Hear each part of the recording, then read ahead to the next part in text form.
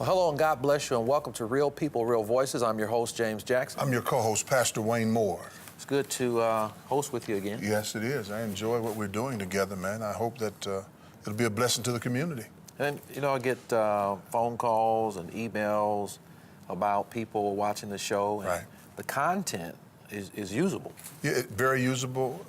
I meet people in the grocery stores all over Indianapolis saying that they like the show. We hope that we're making some real inroads in the community, giving good information, helping organizations achieve their goals by making people aware that they exist. Yeah, and you know, today's show I think is going to be very beneficial for the people who watch it.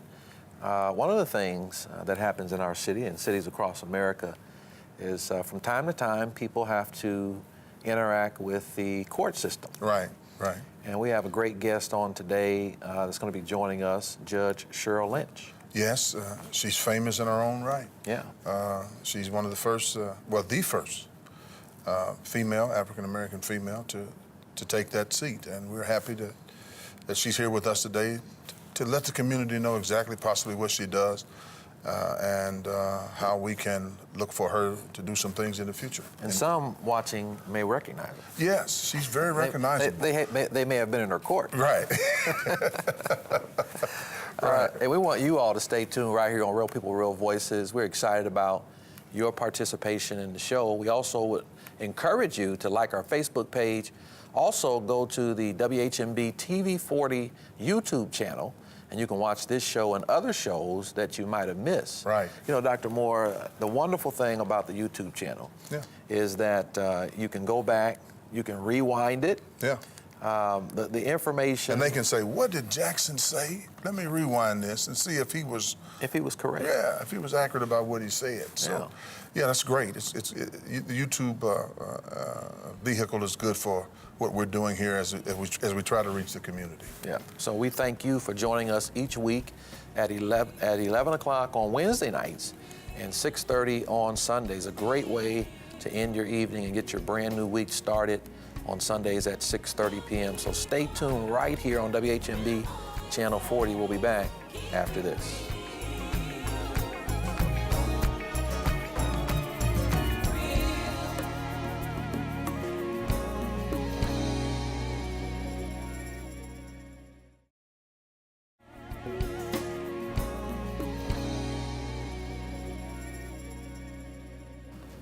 Welcome back to Real People, Real Voices. I'm James Jackson. Pastor Wayne Moore.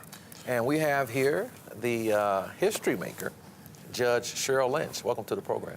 Thank you. Good to have you here. Thank you, I'm Judge, glad for to coming. be here. Honored to be here. Thank you. And you are a judge on the Marion County Circuit Court. Correct. In Indiana.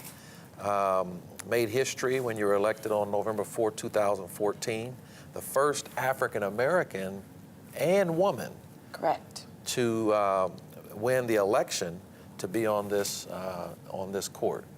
That is correct. That's awesome. It was beyond awesome.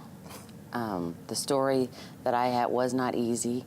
I mean, I had great parents, grew up, well, but life and spiritual things happen because what, doesn't kill you makes you stronger.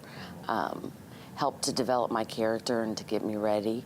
I had decided I wanted to be a lawyer. It took me 4 years to get into law school, so that was several denials, but I never gave up, and I had some challenges with taking the bar exam after I graduated from law school, but I think that made me appreciate my law license and the honor to even be able to practice law, so that I worked very, very hard, made sure that I was ethical, treated my clients correct, and then shortly thereafter, I had the opportunity in the Marion Circuit Court to be appointed as a part-time commissioner, which is a judicial officer that's appointed that works for the circuit court judge. And that's where I started my judicial career. Wow. When did you know you wanted to be a judge? After all of that going through law school, when did you know that you really wanted to be a judge, Judge Lynch? Well, let's see. When I first became a part-time commissioner, it was really honestly to get some extra money. In my practice, I was an entertainment lawyer, and I had worked with a lot of high-profile athletes as well as people in the music industry, and I was going back and forth from New York quite often, and it was very expensive. And so I initially thought, oh, this is great, you know, because this is traveling money. So the desire really wasn't there. Sometimes God takes you a place for your own, for his reason, but you might have your own reason. And it kind of opened me up. And the next thing I knew, I had developed such a passion. I was doing the child support enforcement dockets, which, yes, many people still know me. I still see people because I was the only African American at that time on that level doing those cases. And, you know, it affected the community. It was a very emotional job, but also rewarding when you could see that, you know, you're at the grocery store and somebody says, you know, you put me in jail for not paying my child support, but that was the best thing that you ever did. Here's my son right here.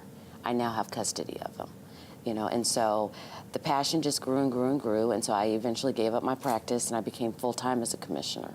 And I think it was just the passion and being African American and seeing so many things going on in our community, that was the drive that I had. And then a couple of times, you know, people had asked, you know, hey, do you want to, you know, run for judge? And I kept saying, no, you know, I'm not ready. And then I think I developed a saying that said, well, maybe if I'm almost 50 and a brick wall falls on my head. And then I kind of went through a lot of different challenges, a lot of adversity. I can remember my mom, who has Alzheimer's, saying, Cheryl, you need to quit that job. You know, you should not have to go through some of the things that you're going through. And I prayed. You always want to listen to your parents. And I prayed and I prayed and I prayed, and God said, I didn't tell you to go anywhere. You stay there. It's kind of like staying in that fire when the door opened and you could walk out.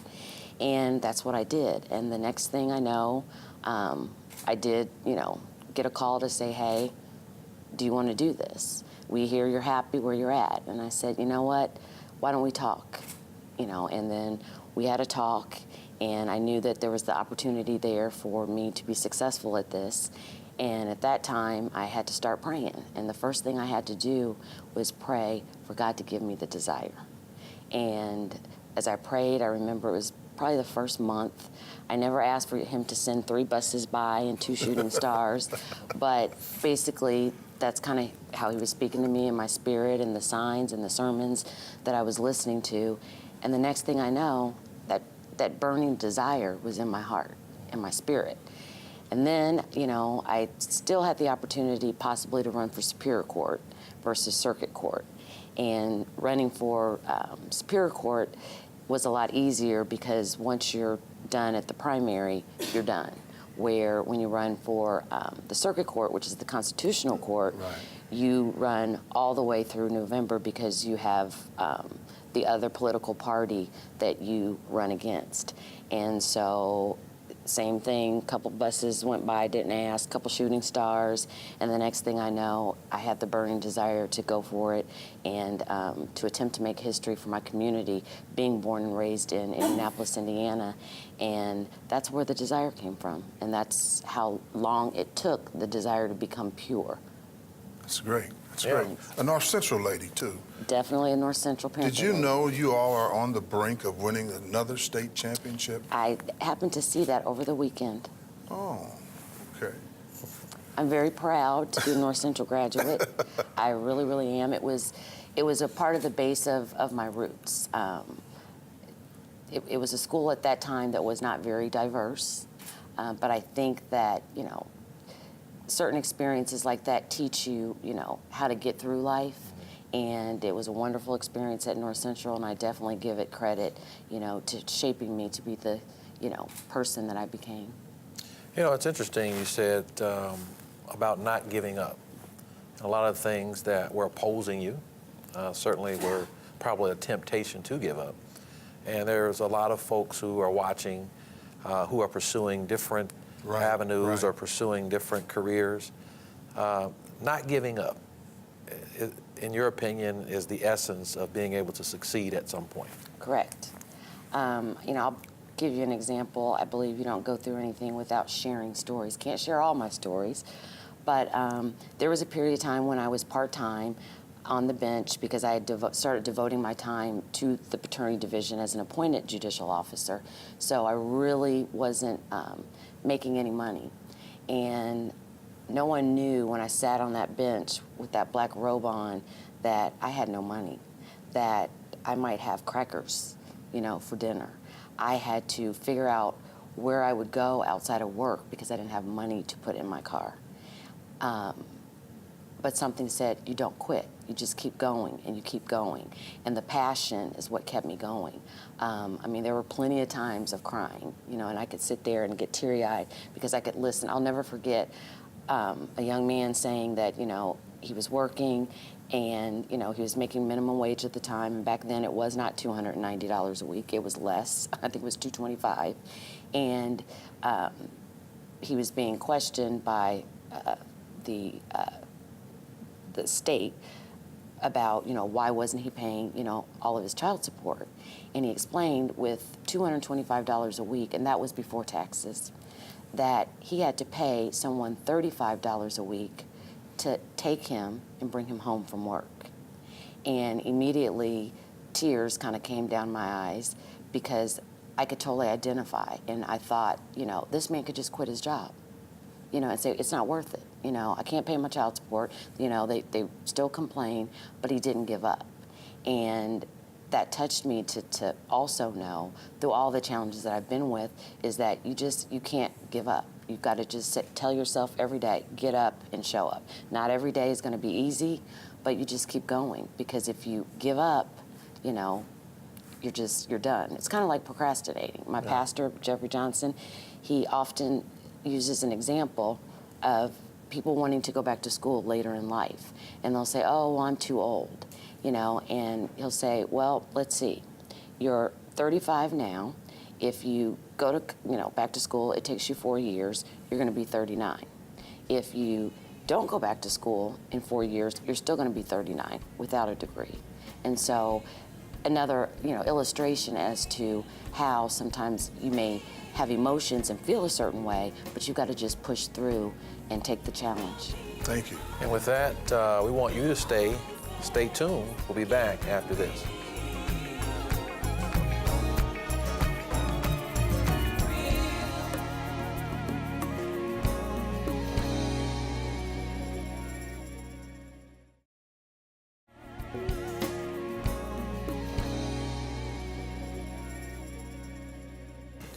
Welcome back to Real People, Real Voices. I'm your host, James Jackson. And I'm Pastor Wayne Moore. And we have our esteemed guest, Judge Cheryl Lynch. The Honorable. Yeah. The From the Honorable. Marion County Circuit Court. Enjoyed the stories and the information in the first segment. There are a lot of folks who are probably watching that are not familiar with what the court does, the Circuit Court does. Talk to us about that. Okay. Well, first, the Marion Circuit Court is the constitutional court in Marion County. Each of the other 91 counties has a circuit court, and that's where it was established in the Constitution 200 years ago, exactly. I think it was on Sunday. And so that court has exclusive jurisdiction to a lot of different things, such as tax sales, insurance liquidations, specialized driving privileges, name changes, Marion County, the Marion County Election Board cases. So if someone challenges the Marion County Election Board, the Circuit Court hears those cases. And there's numerous other things. The Paternity Court is also a part of Marion Circuit Court, which is where I came from. And that is probably the biggest court. It's the only court in the state of Indiana that exclusively handles paternity, with all of the chins, the risings of mental health, crime, the drugs, and things like that. That court has become very, very busy. So that's a huge responsibility for the Marion Circuit Court.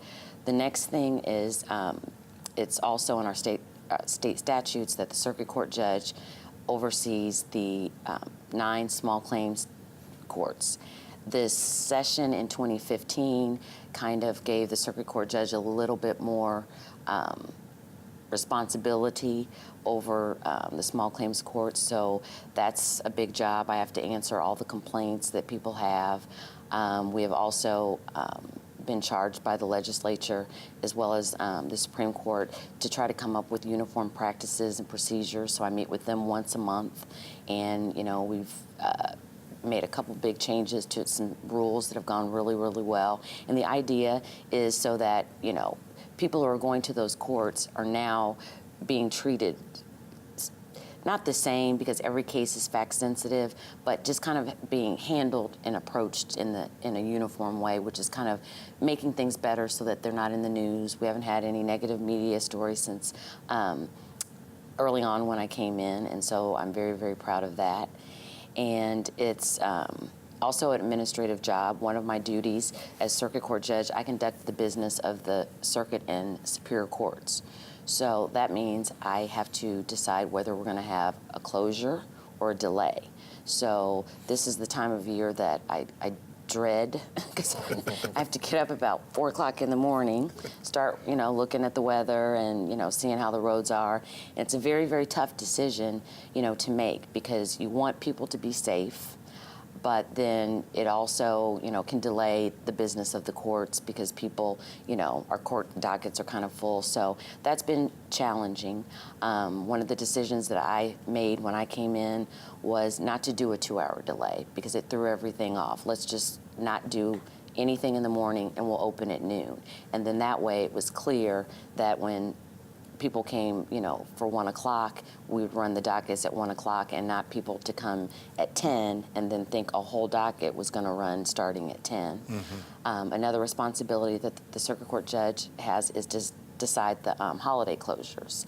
And so I was fortunate to get support from the courts, and it's one of the things for the staff is to add a couple extra days. Like for Christmas, we've been doing Christmas Eve, so it gives kind of like a 4-day weekend, and that's gone over really, really well, because we have such hardworking people in our court system, but the pay isn't always, the best when you work, for the government, but we have people that are very passionate and stay, so that's been a lot of what I do. And then I, also sit the bench. I hear cases. It's completely civil law, which is doesn't have criminals, so I don't have to put anybody in jail anymore, which is a good thing after about 13 and a half years. That was hard, something hard for you? Oh, definitely. To incarcerate someone? Oh, yeah. It was tough. And especially when it's regarding child support. Right. Because, there's people who really can't pay but may have made poor decisions to be in that situation, but then there's also the interest of the child. So, And the law is really not lenient in that area, is it? No. So you have to find a way to try to be as lenient, as possible. Yeah. So going forward, you certainly, your term runs to 2020. Yes. Any plans beyond that? Well, my plan is to work very, very hard, as I have been working very hard.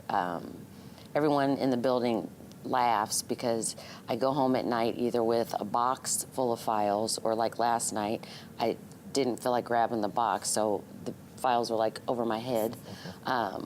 So my intent is to work just as hard as I possibly can, so that for the 2020 election, I will run again and hopefully have the community come out the way that they did and continue history and to support me and to elect me again. Well, it's good to know you plan on running again, which Yes. suggests that you like what you're doing. Yes, I do. I like being busy, and I guess I like being stressed. Now, that's rare to hear someone say that. Yeah, that's great. And Judge, you have said numerous times while you've been on the show, you talked about passion, and you talked about the folks who work with you. The pay is not always great, but the passion is great. And so not giving up and being passionate about what you do over the pay results in a win for everybody involved. Correct, it does. I think if you are passionate about something on Friday, when you feel like, what, why am I doing this? You take the weekend and you wake up in the morning and you're excited to go back and start it all over again. And that's a blessing. Not everyone can find something that they're passionate about, but passion is it's like a wind that's, behind you that just kind of pushes you through. Yeah. Another thing, what do you do as a judge? We know that you're a public figure as it relates to community. What do you do as it relates to support in the community? One of the things that I always make the time to do is come to shows like this, speak. I speak a lot at schools. I love doing that. Both of my parents were educators in IPS, and so I chose another career, but I still am passionate about children, and I love to go and talk to them because they're coming up in a time that I would not have wanted to grow up in. And, you know, it's easy for kids to think, okay, this is too hard, I'll quit. And when I share my story, it's impactful, you know, and I know that if I can make a difference in one person's life, then, you know, the day is done. And so that's generally, you know, what I do have time to do. If ever, you know, I have to speak, my assistant will tell you, it's like I'm running, trying to make, you know, everything happen and everything work. But, you know, I truly believe I was blessed and anointed and appointed to be in this position. And I want to continue my efforts in sharing my story and letting people see a positive, you know, role model, because my favorite saying is, I think if you can see it, you can be it. Well, best wishes to you. And again, thank you for Thank you very much. Thanks for being with us. And we want to thank you for joining us. We'll be back after this.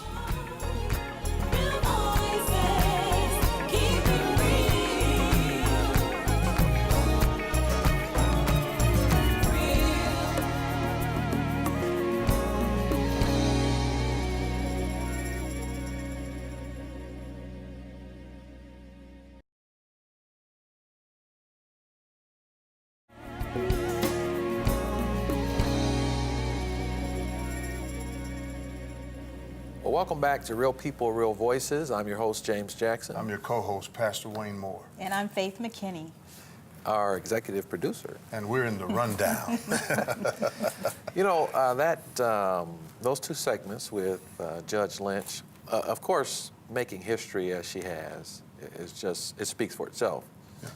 But her story is incredible. Her story is amazing. You know, one thing that I really appreciate about Judge Lynch is that she lets everyone know that, you know, just because you have that position doesn't mean you have the paycheck to go with it right then. So your passion will guide you through. And that's what keeps you. I know I was in that position too, and still am in a lot of ways. Yeah. She's an overachiever. I mean, to hear her story, 4 years getting into law school. Wow. Just to get in. Just to get in. She never gave up on that. That's phenomenal. I think not only that, but how she's persevered in the judicial system. And now she sits on the bench. And she's one lady that young ladies ought to look up to. Yeah. Absolutely. You know, she talked about hard work. Yeah. So that work ethic is there. And the passion with it. Yeah. And taking work home. Yeah. Those two, hard work and passion, can get you where you need to be. Yeah, and she's a North Central graduate as well. Well, she can't help that. She can't help that, but her passion, and then she mentioned her relationship with God. Yeah. And I think that's paramount, and you can see why she's on a path of success now. Yeah, and it's good to know that in the city of Indianapolis, you have people who are serving at her capacity who have empathy. Right. When she was in the paternity court and she had people standing before her, she could resonate with what they were going through. And crushed when she had to send them to a place of incarceration. Absolutely. I think that's what a good judge is made of. Yeah. You know, empathetic and wise. Yeah. And we appreciate you all who have watched the show on today. We hope that you were blessed. Please be sure to go to the WHMB TV 40 YouTube channel. You can watch this show as well as others that you might have missed. We're excited about you. Hope to see you next week. I hope to be seen next week as well. God bless you, and we'll see you next time. Be safe.